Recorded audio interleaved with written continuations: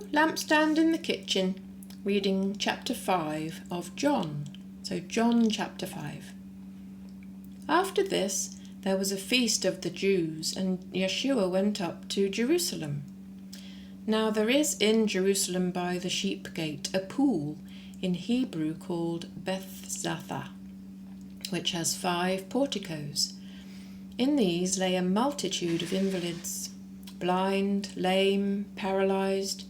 One man was there who had been ill for 38 years. When Yeshua saw him and knew that he had been lying there a long time, he said to him, "Do you want to be healed?" The sick man answered him, "Sir, I have no man to put me into the pool when the water is troubled, and while I am going down, another steps before me." Yeshua said to him, "Rise, take up your pallet and walk." And at once the man was healed, and he took up his pallet and walked. Now that day was the Sabbath, so the Jews said to the man who was cured, "It is the Sabbath. It is not lawful for you to carry your pallet."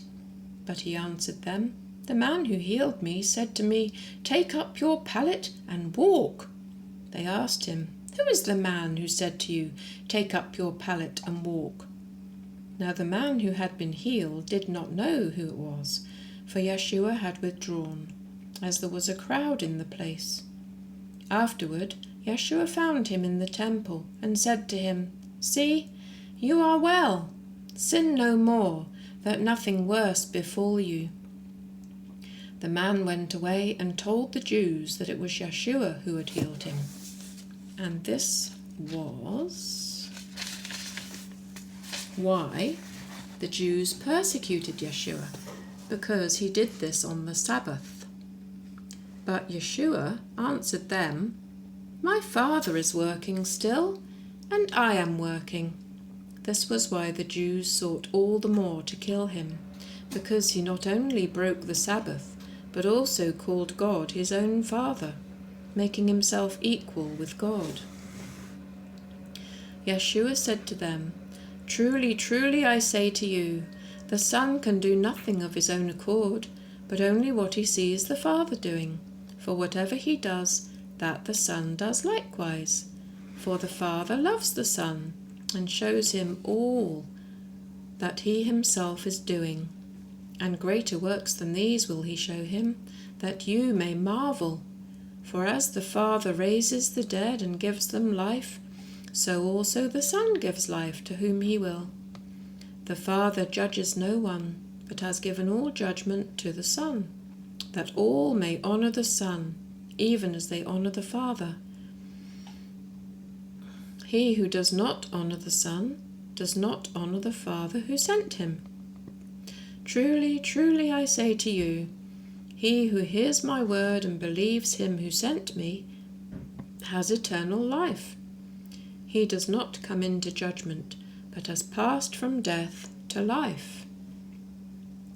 Truly, truly, I say to you, the hour is coming, and now is, when the dead will hear the voice of the Son of God, and those who hear will live. For as the Father has life in himself, so he has granted the Son also to have life in himself, and has given him authority to execute judgment, because he is the Son of Man. Do not marvel at this, for the hour is coming when all who are in the tombs will hear his voice and come forth, those who have done good to the resurrection of life, and those who have done evil to the resurrection of judgment. I can do nothing on my own authority.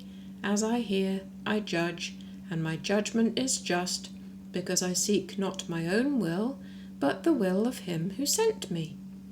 If I bear witness to myself, my testimony is not true. There is another who bears witness to me, and I know what the testimony which he bears to me is true. You sent to John, and he has borne witness to the truth. Not that the testimony which I receive is from man, but I say this that you may be saved. He was a burning and shining lamp, and you were willing to rejoice for a while in his light. but the testimony which I have is greater than that of John. For the works which the Father has granted me to accomplish, these very works which I am doing, bear me witness that the Father has sent me. And the Father who sent me has himself borne witness to me.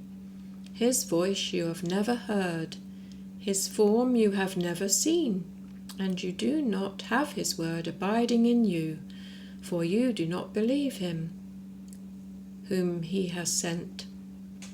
You search the Scriptures because you think that in them you have eternal life, and it is they that bear witness to me.